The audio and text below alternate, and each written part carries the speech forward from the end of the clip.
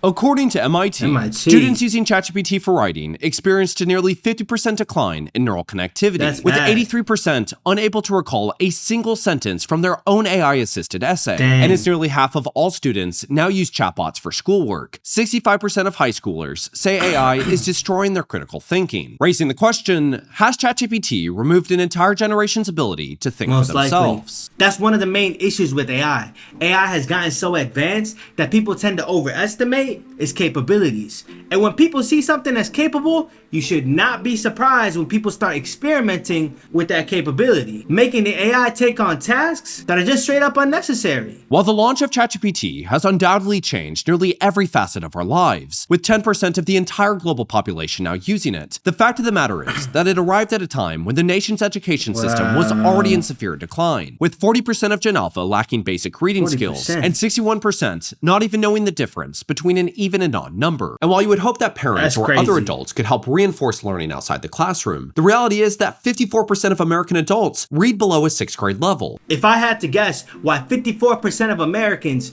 read below a 6th grade level, according to this, I would say because of necessity. As a child, as a kid, you're expected to go to school, you're expected to learn how to read, write, study, whatever, to pass that test in order to graduate.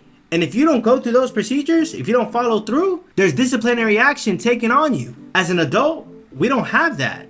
There's no disciplinary action. The only disciplinary action is if you break the law. Which means that both these existing educational deficiencies and the rapid advancement of artificial intelligence increasingly fall on the shoulders of teachers who are already overworked and underpaid, resulting in many beginning to rely on the exact same AI chatbots just in an attempt to keep up. In a 2025 Gallup survey of more than 2,200 public school teachers, roughly 60% reported using artificial intelligence during the school year, primarily to reduce time spent on grading, feedback, lesson planning, and administrative work. I got a question though. Can you blame them? If the majority of teachers are being underpaid, then it's safe to assume that a lot of the work that pertains to grading papers, finding a curriculum worthwhile to enhance the student's experience, educational experience, is not being well compensated, is not being accounted for.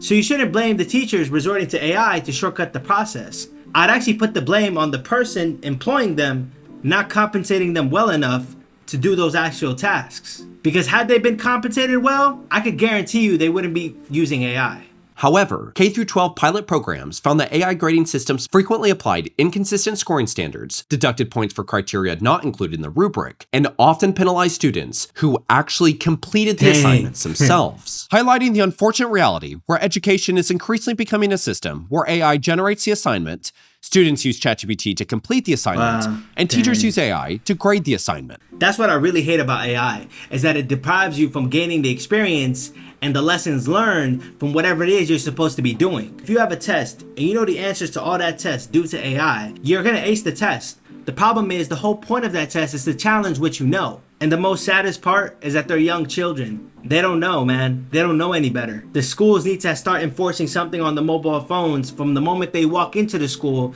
they have no access to AI. They cannot even access it through the internet. That's the only way. Otherwise, it's only gonna get worse and worse from here. With a Yale student telling CNN that conversations among peers are becoming increasingly flat and predictable, a symptom of students relying on artificial intelligence to think through discussions for them rather than developing their own ideas. Of course, people are gonna think and talk alike because most of these AI models are trained on similar public data, and they're also trained to speak a specific way. So if you emulate them, you end up much like them. A paper published in Trends in Cognitive Sciences reached a similar conclusion, arguing that when students rely on AI chatbots to think for them, they increasingly replace their own thoughts with a homogenized output generated from a model's training data, essentially proving what happens to a generation that emerges with more access to information than any group of people in human history, but through a system that actively discourages thinking and speaking for themselves. That's fact. I wouldn't really go as far as saying that the system itself is discouraging people from thinking and talking like themselves. I would just say it just comes down to human nature. People, since the beginning of time, have always resorted to something that is convenient and easy. Like before, we used to hunt for food. Now, you don't need to hunt for food. You could just literally go on Uber or DoorDash and order your food. It'll be right at your doorstep. But there's consequences to that, because there's lack of activity.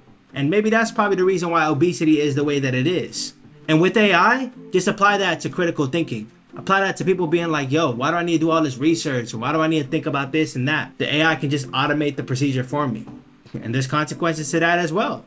We're just at the beginning stages of it, that's all. But it's still bad, really bad. And while artificial intelligence could absolutely become one of the most powerful educational tools ever created, just like the supporters argued during the 1980s, providing thousands and thousands of students affordable, personalized AI tutoring, programs like what the Alpha School is doing here in Austin, reporting that students are learning 2 to 3 times faster than national averages through its AI-powered 2-hour learning model, or things as simple as what a community member shared and how their child uses AI to generate quizzes and flashcards to reinforce what they're already learning. Okay. Hey, bravo, that's good. But you guys also have to know something. That's a minority that's using AI the right way. AI the way it's supposed to be used. But you cannot forget about the majority. The majority are not using it the way the minority are using it. And that's why the problems are there. But at the end of the day, the unfortunate reality is that when addressing this issue at scale, the system we currently have does not support the desire to learn and will decay even faster with the rapid adoption of AI, resulting in a world not only defined by severe wealth inequality, but by knowledge inequality as well. Some of the comments stated, I am an EMT and half my class last year used ChatGPT to answer their tests for them. So you could be dying and your EMT has no idea what to do without first asking ChatGPT. Dang, that's bad.